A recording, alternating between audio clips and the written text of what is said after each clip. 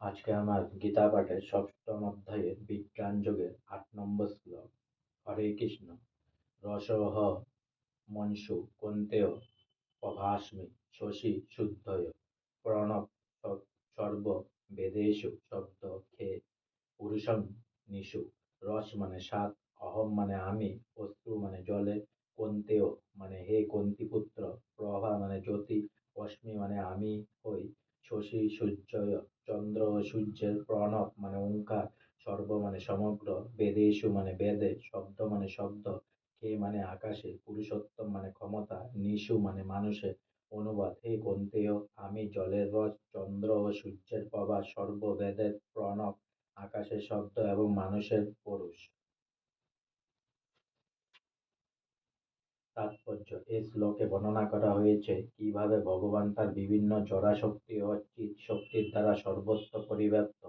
ভগবান সম্বন্ধে জানতে সচেষ্ট হলে প্রথমে তার বিভিন্ন শক্তির প্রকাশের মাধ্যমে তাকে অনুভব করা যায়, তবে এ স্তরের যে ভগবত উপলব্ধি তা নির্বিশেষ। যেমন সূর্যদেব হচ্ছেন একজন পুরুষ এবং তাকে উপলব্ধি করা যায় তার সর্বব্যাপক শক্তি তার কিরণের মাধ্যমে, তেমনি পরমেশ্বর ভগবান যদিও তার নিত্যধামে বিরাজমান, তবুও তার সর্বব্যাপক শক্তির প্রকাশের মাধ্যমে তার অস্তিত্ব উপলব্ধি করা যায়।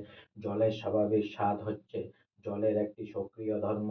আমরা কেউ সমুদ্রের জল পান করতে চাই না, তার কারণ সেখানে বিশুদ্ধ জলের সাথে লবণ মেশানো রয়েছে।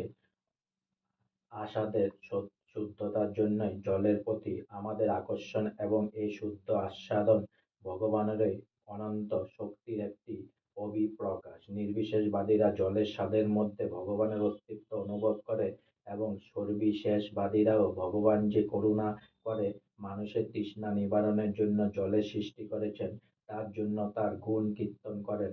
এভাবে পরম পুরুষের উপলব্ধি হয়। প্রকৃতপক্ষে নির্বিশেষবাদ আর সর্ববিশেষবাদের মধ্যে কোনো বিবাদ নেই।